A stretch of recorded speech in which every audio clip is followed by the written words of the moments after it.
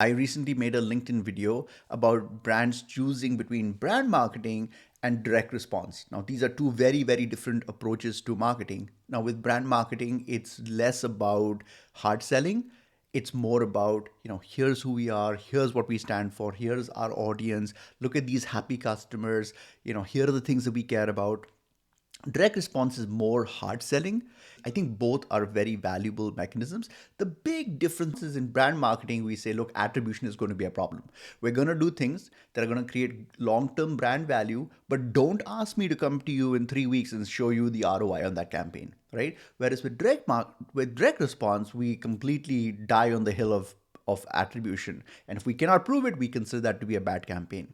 Brands are of the opinion they have to pick one or the other.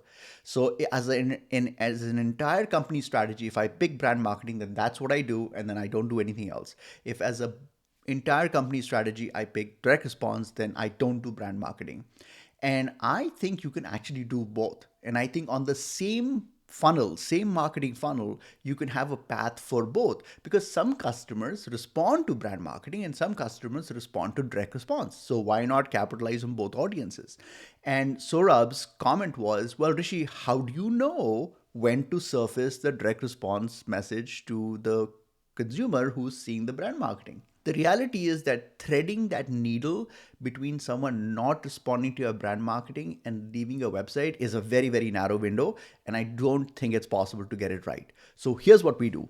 Instead of trying to thread that needle, what we do is across the funnel at strategic high visibility locations, we place little nudges. There's a nudge over here in the second image, not in the first image, but in the second image, there's one over here.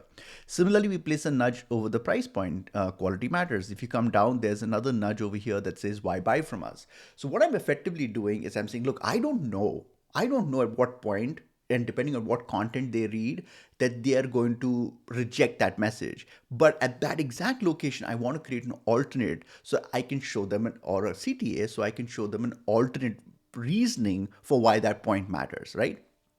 And so the reality is that the people that believe in that default messaging, which is the brand marketing, will ignore these call to actions. And the people that reject that brand marketing, they would probably notice these call to actions. And the call to actions have been specifically worded so that it's kind of acting as a counterpoint to the point that was made in the brand marketing. So that essentially we're basically saying, look, does this seem hard to believe?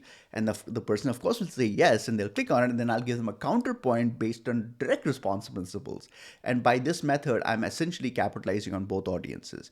There are two analogies that I want to share. Imagine I'm a newspaper publication and I'm talking about a geopolitical issue. And I'm saying that this is how something should be.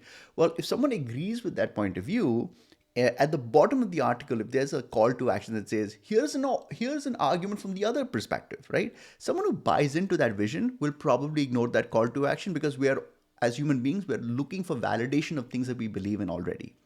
But someone who reads that article and says, I reject this point of view, will pay attention. So this is how you can coexist. The other analogy that I like to use is, imagine a bus. And in the bus, there are many passengers, and different passengers are getting off at different points. Now, the bus driver doesn't know at what stops that they need to stop at, because they don't know what passengers are getting off. So in the US, we have a chain system. You just pull a chain, and that sends a signal to the front of the bus to say that when the next stop appears, please stop the bus. And now, if no one pulls the chain, the bus driver just ignores that stop. And that's why I think having these call to actions at multiple points, high visibility points, is a smarter thing than trying to figure out exactly how to time it. But the bigger point I'm trying to make is that both direct response and brand marketing are highly effective strategies. And don't fall for the trap of assuming that you have to just pick one and you have to live with it. What do you think?